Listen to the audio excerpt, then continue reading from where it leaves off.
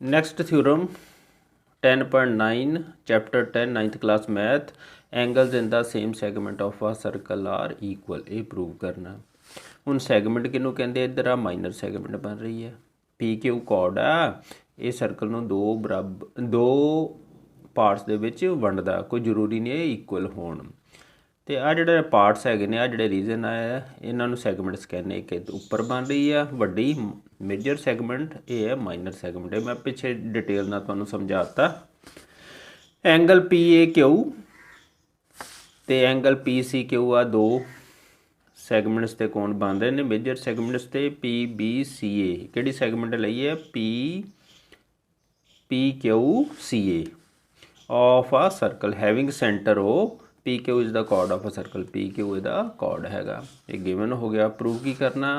Angle P A Q equal to angle P C Q यही लिखिया join P O and Q O इन्होंने join कर लो पहला रीजन लिख दिए proof we know that angle subtended by an arc is double the angle subtended by it at the remaining part of the circle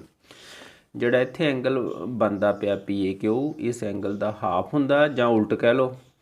ਆ ਜਿਹੜਾ angle P O B ਏ that is equal to twice ਦਾ angle A ਇੱਦਾਂ ਹੀ P O B ਦੂਜੇ ਇਸ angle 'ਚ ਵੀ ਇਹੀ ਹੈ ਪੁਆਇੰਟ ਲੱਗਣਾ P O B is equal to twice angle C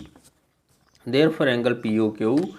is equal to twice angle P A Q ਆਪਾਂ ਥਿਊਰਮ ਪਿੱਛੇ ਪ੍ਰੂਵ ਕਰ ਲਈ ਨੰਬਰ 1 ਪਾ ਦਿਓ ਇੱਦਾਂ ਹੀ P O Q is equal to twice angle P C Q क्योंकि same arc बना रही है ना आर्क सेम है P Q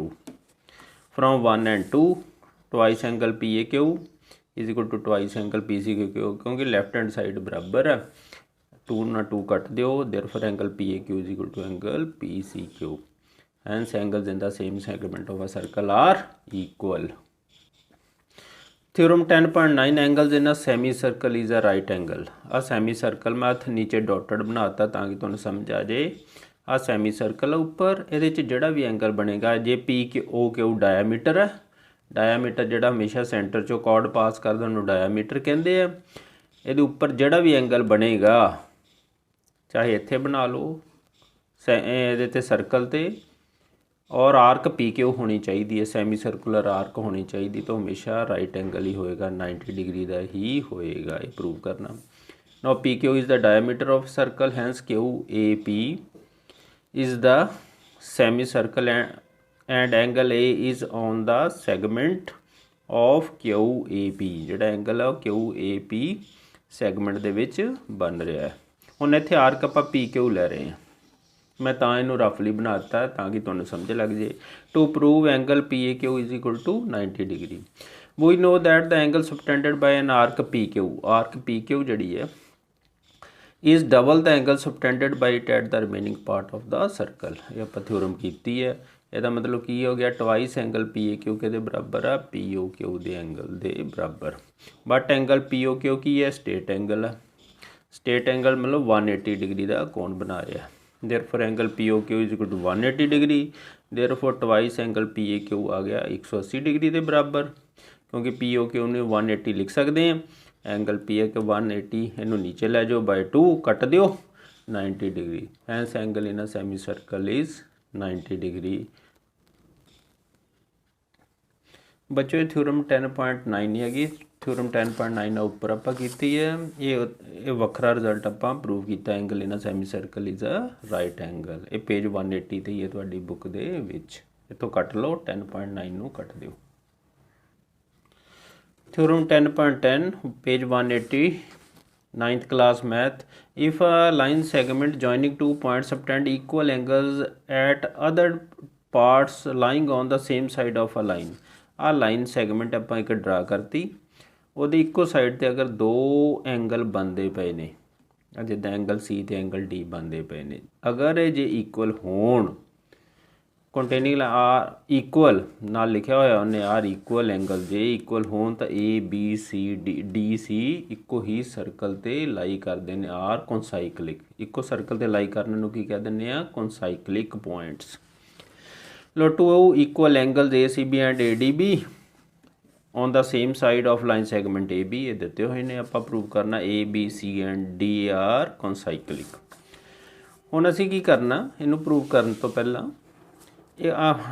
a circle passing through A, B and C, let us suppose ਇੱਕ ਸਰਕਲ ਨਾ A, B ਤੇ C ਚੋਂ ਪਾਸ ਕਰਾ ਲੈਂਦੇ ਆ, ਡਰਾ ਕਰ ਦਿੱਤਾ। ਹੁਣ ਅਸੀਂ ਇਹ ਮੰਨ ਲੈਂਦੇ ਆ ਵੀ ਜਿਹੜਾ D ਪੁਆਇੰਟ ਆ ਉਹ ਸਰਕਲ ਚੋਂ ਨਹੀਂ ਪਾਸ ਕਰ ਰਿਹਾ। ਇਹ ਬਾਈ ਮੈਥਡ ਆਫ ਕੰਟਰਾਡਿਕਸ਼ਨ ਆਪਾਂ ਪ੍ਰੂਵ ਕਰਾਂਗੇ। ਹੁਣ ਇਹਦਾ ਮਤਲਬ ਜੇ D ਚੋਂ ਨਹੀਂ ਪਾਸ ਕਰੇਗਾ ਸਰਕਲ, ਜਾਂ E ਚੋਂ ਪਾਸ ਕਰੇਗਾ, ਜਾਂ ਫਿਰ E ਡੈਸ਼ ਚੋਂ ਪਾਸ ਕਰੇਗਾ। ਬਾਹਰੋਂ ਵੀ ਪਾਸ ਕਰ ਸਕਦਾ, ਅੰਦਰੋਂ ਵੀ ਪਾਸ ਕਰ ਸਕਦਾ। ਲਓ ਇਸ ਤਰ੍ਹਾਂ ਆਪਾਂ ਲਿਖ ਲਾਂਗੇ, and let us suppose it does not pass through point D, then it will intersect AD at point E। ਫਿਰ AD ਨੂੰ ਕਿੱਥੇ ਇੰਟਰਸੈਕਟ ਕਰੇਗਾ, E ਪੁਆਇੰਟ 'ਤੇ, ਜਾਂ ਫਿਰ ਕਿੱਥੇ ਇੰਟਰਸੈਕਟ ਕਰੇਗਾ, E ਡੈਸ਼ 'ਤੇ, or at point E dash by extending AD ਨੂੰ ਜੇ ਆਪਾਂ ਐਕਸਟੈਂਡ ਕਰ ਦਈਏ। Join BE and BE dash, ਇਹਨਾਂ ਨੂੰ ਮਿਲਾ ਦਿਓ। If point A, C, E and B lie on a circle, ਮੰਨ ਲਓ A, C, E, B circle 'ਤੇ ਲਾਈ ਕਰਦਾ। ਕਹਿਣ ਦਾ ਮਤਲਬ ਹੁਣ ਜਿਹੜਾ ਸਰਕਲ ਕਿੱਥੋਂ ਆਪਾਂ ਮੰਨ ਲਿਆ E ਚੋਂ ਪਾਸ ਕਰ ਰਿਹਾ। ਜੇ D ਚੋਂ ਨਹੀਂ ਪਾਸ ਕਰੇਗਾ ਤਾਂ ਫਿਰ ਅਸੀਂ ਇਹ ਮੰਨ ਲਿਆ ਵੀ E ਚੋਂ ਪਾਸ ਕਰ ਰਿਹਾ। ਦੇਅਰਫੋਰ ਐਂਗਲ ACB ਕਿਹਦੇ ਬਰਾਬਰ ਆ ਗਿਆ, ਐਂਗਲ AEB ਦੇ।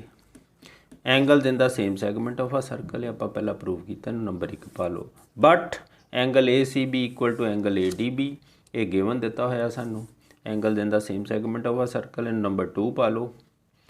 ਆ ਜਿਹੜਾ ਐਂਗਲ ACB ਇੱਥੇ ਇਹ ਰੀਜ਼ਨ ਨਹੀਂ ਲਿਖਣਾ, ਇੱਥੇ ਆਪਾਂ ਇਕੱਲਾ ਲਿਖਾਂਗੇ ਗਿਵਨ। ਇੱਥੇ ਠੀਕ ਕਰ ਲਓ, ਗਿਵਨ, ਇੱਥੇ ਲਿਖਾਂਗੇ ਗਿਵਨ ਫਰੋਮ 1 and 2। ਹੁਣ ਕੀ ਰਿਜ਼ਲਟ ਆ ਗਿਆ, ਰਾਈਟ ਇਹਦੀ ਲੈਫਟ ਸਾਈਡ ਬਰਾਬਰ ਹੈ ਤੇ ਰਾਈਟ ਵੀ ਬਰਾਬਰ ਹੋਏਗੀ। Therefore angle AEB equal to angle ADB, ਇਹ ਦੋਨੋਂ ਬਰਾਬਰ ਆ ਗਏ। ਦਿਸ ਇਜ਼ ਪੋਸੀਬਲ ਓਨਲੀ, ਇਹ ਕਦੋਂ ਪੋਸੀਬਲ ਹੈ ਵੀ ਇਹ ਦੋਨੋਂ ਐਂਗਲ ਇਕੁਅਲ ਹੋ ਜਾਣ। ਇੱਥੇ ਧਿਆਨ ਨਾਲ ਦੇਖੋ,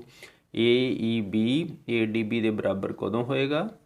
ਜਦੋਂ E ਪੁਆਇੰਟ D ਤੇ ਕੋਨਸਾਈਡ ਕਰ ਜਾਏਗਾ, E ਪੁਆਇੰਟ D ਨੂੰ ਮਿਲ ਜਾਏਗਾ। It is possible only if E coincides with D। Similarly ਇੱਦਾਂ ਹੀ ਅਸੀਂ ਇਹਨੂੰ ਪ੍ਰੂਵ ਕਰ ਸਕਦੇ ਹਾਂ, E dash should coincides with D। ਇਹ ਉੱਦਾਂ ਹੀ ਲਿਖਤਾ ਆਪਾਂ ਸਿਮਿਲਰ ਕਰਕੇ, E dash should coincides with D। Therefore point D must lie on a circle, ਫਿਰ D ਕਿੱਥੇ ਲਾਈ ਕਰਨਾ ਚਾਹੀਦਾ, ਸਰਕਲ 'ਤੇ। Hence therefore A, B, C and D lie on a circle.